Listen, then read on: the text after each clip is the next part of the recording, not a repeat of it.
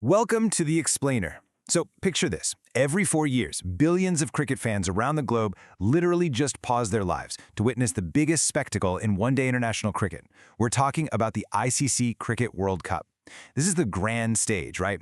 It's where historic upsets happen out of nowhere, where sporting legends absolutely rise to the occasion, and where some of the greatest moments in all of sports have been etched in stone.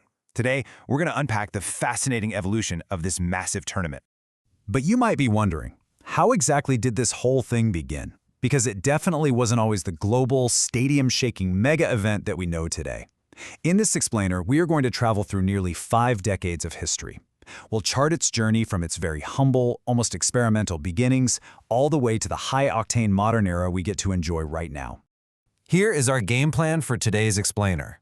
We'll trace the sport's evolution through 5 distinct eras: the birth of the spectacle, underdogs and radical innovations, Australia's golden dynasty, modern classics and controversy, and finally, the ultimate cricket legacy.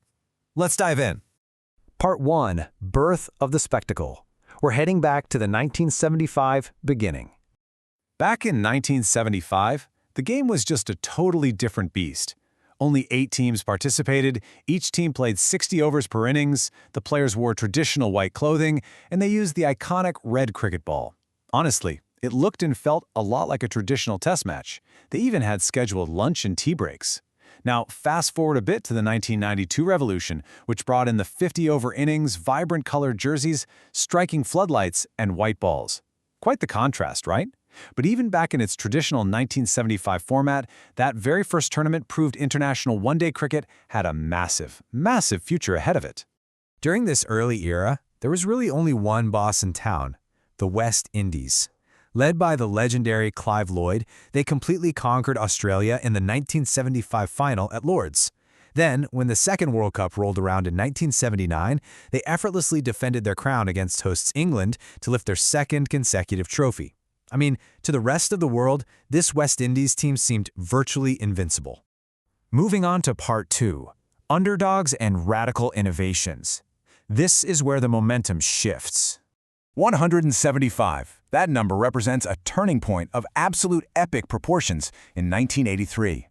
Massive underdogs India were staring down a disastrous start against Zimbabwe. Things looked bleak until Captain Kapil Dev stepped up. His 175 not out single-handedly rescued the team and, frankly, completely shocked the cricketing world. Then came the 1983 final itself. India had to defend a meager total of just 183 runs against the wildly powerful, defending champion West Indies. It seemed mathematically impossible. Yet, when Mohinder Amarnath dismissed Michael Holding, the unthinkable actually happened. India became world champions for the very first time, and an entire nation's lifelong obsession with cricket was officially born. The disruption just kept coming in 1987. For the first time ever, the World Cup was hosted outside of England. It was jointly organized by India and Pakistan. This is also where the format permanently changed from 60 overs down to the 50-over standard we all know today. Plus, it was a massive turning point for a brand new powerhouse, as Australia defeated England in a thrilling final by just 7 runs.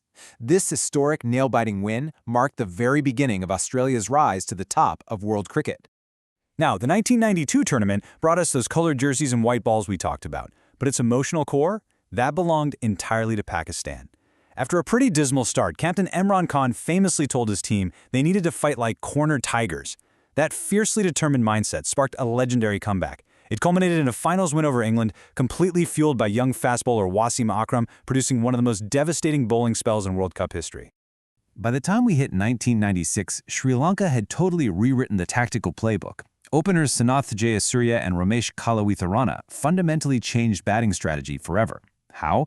By ruthlessly attacking bowlers straight from the very first over.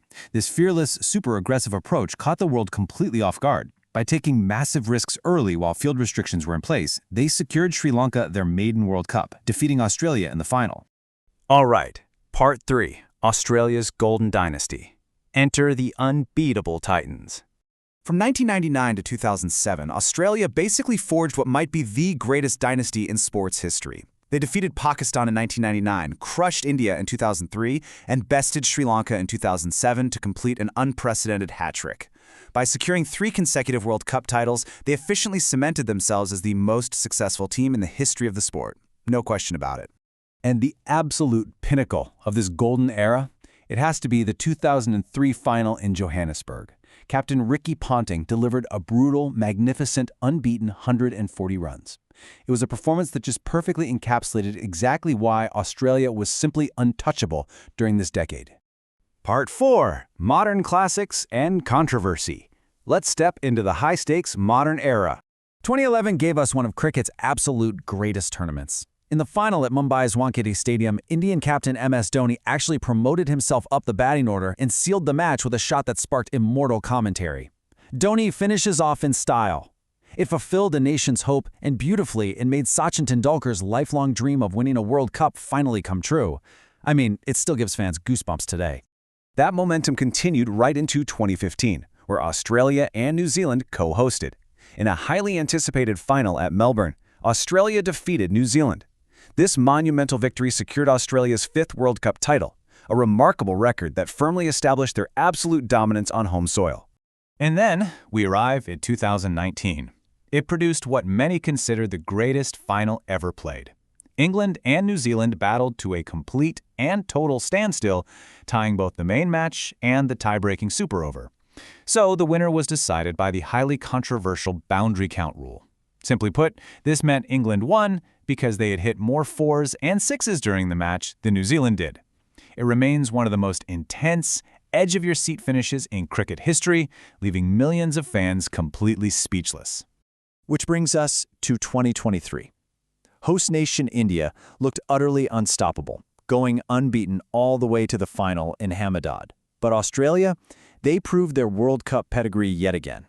Propelled by Travis Head's masterful unbeaten 137, Australia lifted a record 6th Cricket World Cup trophy, extending their modern dominance on the global stage. Finally, Part 5, the ultimate cricket legacy. Let's connect these decades of history.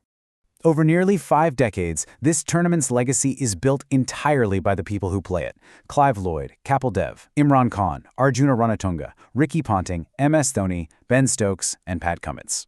Look, these aren't just names, they are eras. They prove that the World Cup is a unifying celebration of passion and perseverance. It remains the ultimate dream for every single cricketer who picks up a bat or a ball. The beauty of this tournament is that the story is far from over. As the next edition approaches, new heroes will inevitably emerge, and new records are going to be broken. So, I'll leave you with this. What unforgettable chapter do you think will be written next in cricket history? Thanks so much for joining me on this explainer, and I'll catch you in the next one.